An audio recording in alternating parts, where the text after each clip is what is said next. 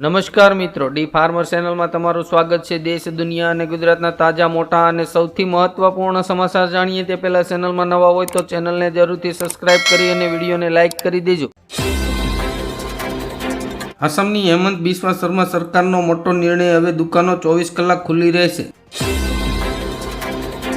રાહુલ ગાંધીએ કહ્યું, ભારતનું સત્ય બહાર લાવવા માટે જાતિ ગણતરી જરૂરી છે।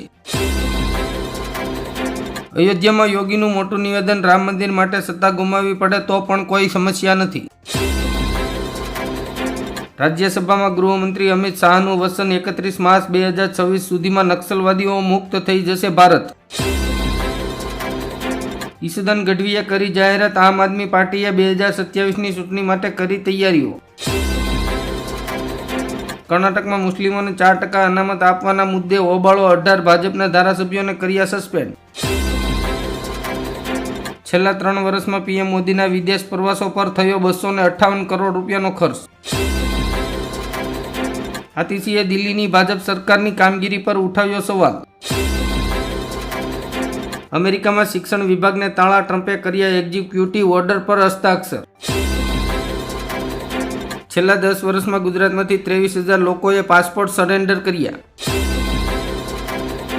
છેતરપિંડી રોકવા માટે સરકારનો મોટો નિર્ણય, મિલકત નોંધણીમાં ફોટો અને અક્ષાંશ ફરજિયાત, 1 એપ્રિલથી નવા નિયમો લાગુ। ભારત અગ્રણી વૈશ્વિક ટેકનોલોજીમાં ભાગીદાર બન્યો, એઆઈમાં અમેરિકાને પાછળ છોડ્યું। ગુજરાતના દરિયાકાંઠાના વિસ્તારોમાં 2 દિવસ માટે હીટવેવનું એલર્ટ, દેશના અનેક રાજ્યોમાં ભારે વરસાદની આગાહી।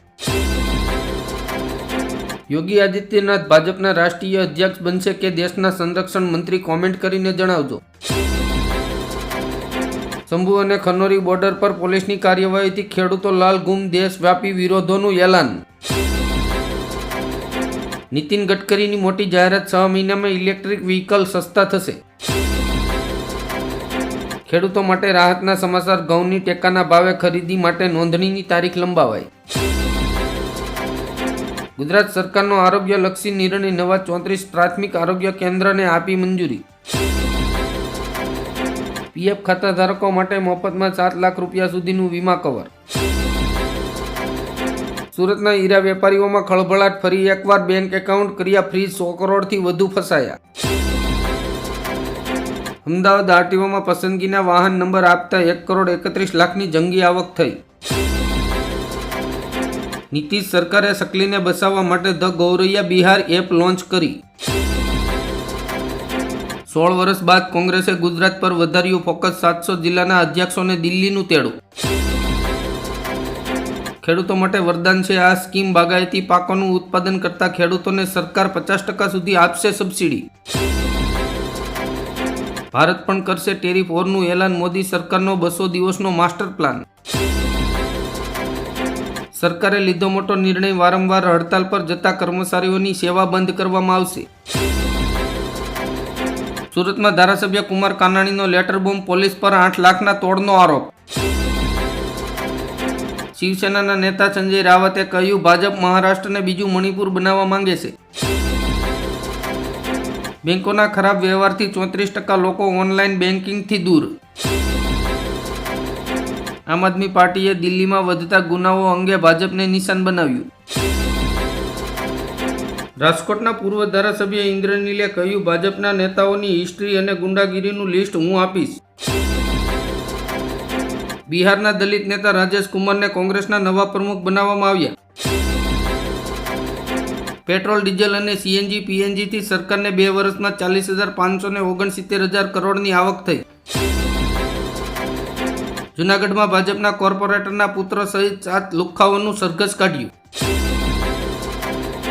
રાજસ્થાનના મુખ્યમંત્રી ભજનલાલ શર્માની નવી પહેલ, પત્રકારોને દર મહિને 15,000 રૂપિયાનું સન્માન ભંડોળ આપવામાં આવશે। ચિરાગ પાસવાને બિહારમાં વધતા ગુનાઓ પર ચિંતા વ્યક્ત કરતા કહ્યું, આપણી સરકાર આ ઘટનાઓથી શરમ અનુભવે છે।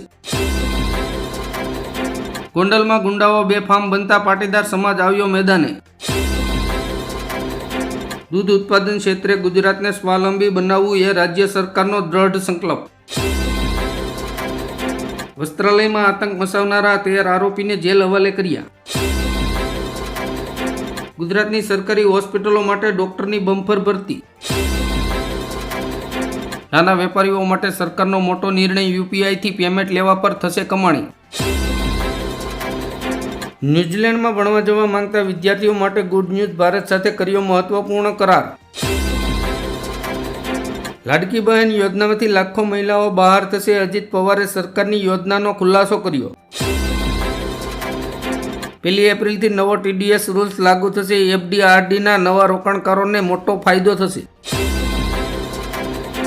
નીતેશ રાણાનો દાવો, છત્રપતિ શિવાજીની સેનામાં એક પણ મુસ્લિમ સૈનિક નહોતા.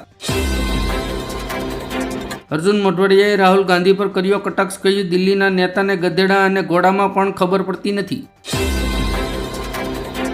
જંત્રીના સૂચિત ભાવ વધારા, પહેલા દસ્તાવેજોની નોંધણીમાં ઉછાળો. નાગપુર હિંસા પર એકનાથ શિંદેનું પહેલું નિવેદન આવ્યું સામે, કહ્યું આ એક વિચારેલું કાવતરું છે. નરેન્દ્ર મોદીએ કહ્યું દર્દીઓને તાત્કાલિક સારવાર મળશે, દરેક જિલ્લાની હોસ્પિટલોમાં હશે કેન્સર સેન્ટર. સાવા ફિલ્મના કારણે લોકોમાં ઔરંગઝેબ વિરુદ્ધ રોષ, નાગપુર હિંસા પર CM ફડણવીસનું નિવેદન. મનરેગા મજૂરી વધારીને 400 રૂપિયા કરવા જોઈએ, રાજ્યસભામાં સોનિયા ગાંધીની માંગ. SBIએ ફરી આપ્યો મોટો ઝટકો, સ્માર્ટફોનમાં યોનો એપ કામ નહીં કરે. વાલીઓ માટે મોટી રાહત, AMCનો મહત્વપૂર્ણ નિર્ણય, બાલ વાટિકાથી ધોરણ 10 સુધીનું શિક્ષણ મફત. નાગપુર હિંસા પર માયાવતી બોલી, કહ્યું કોઈની કબર કે સમાધિને નુકસાન પહોંચાડવું યોગ્ય નથી. આપના ધારાસભ્યને ગૃહમાંથી કાઢ્યા બહાર. કોર્પોરેશનની શાળાઓમાં હવે માધ્યમિક ધોરણ પણ શરૂ થશે. રાહુલ ગાંધીએ ગુજરાતમાં ફરી અનામતનું ભૂત ધૂણ્યું, OBC સમાજને 54% અનામત આપવાની માંગ. ભારતમાં ન્યૂઝીલેન્ડનું દૂધ આવશે, અમૂલ સહિતની ડેરીઓને સીધી ટક્કર. અમદાવાદ અને ગાંધીનગરની 28 હોટલોને દારૂ વેચવાની મંજૂરી મળી. રાહુલ ગાંધીની ટીમ ગુજરાતમાં એક્ટિવ, શોધી કાઢ્યા પક્ષના 2 દગાખોરોના નામ, ભાજપને કરાવતા હતા ફાયદો. ચૂંટણી પંચનો નવો નિયમ, હવે મતદાન મથક પર 1200થી વધુ મતદાન કરાશે નહીં. ખતરનાક ચક્રવાતને કારણે અનેક રાજ્યોનું હવામાન બગડ્યું, ગુજરાતમાં વરસાદની આગાહી. હિમાચલના મુખ્યમંત્રીએ કરી જાહેરાત, ગાય ભેંસના દૂધમાં પ્રતિ લિટરે 6 રૂપિયાનો વધારો. મફત વીજળીનો ઉલ્લેખ કરતા અરવિંદ કેજરીવાલનું મોટું નિવેદન, પંજાબ સરકારના કાર્યની કરી ગણતરી. હાઈવે માટે સંપાદિત કરેલી જમીન મૂળ માલિકને પરત કરવી પડશે, મોદી સરકાર કાયદામાં કરશે ફેરફાર. વિક્રમ ઠાકોરના સમર્થનમાં આવ્યા અલ્પેશ ઠાકર, કહ્યું હું અણવર બનવા તૈયાર છું. વકફ બિલના વિરોધમાં ઓવેસી પણ જોડાયા, ભાજપે કહ્યું કેટલાક લોકો કઠપુતળીની જેમ નાસી રહ્યા છે. ગુજરાત સરકારે મહિલાલક્ષી યોજનામાં છૂટા હાથે વેર્યા રૂપિયા, મહિલાઓને કરી 2100 કરોડની સહાય.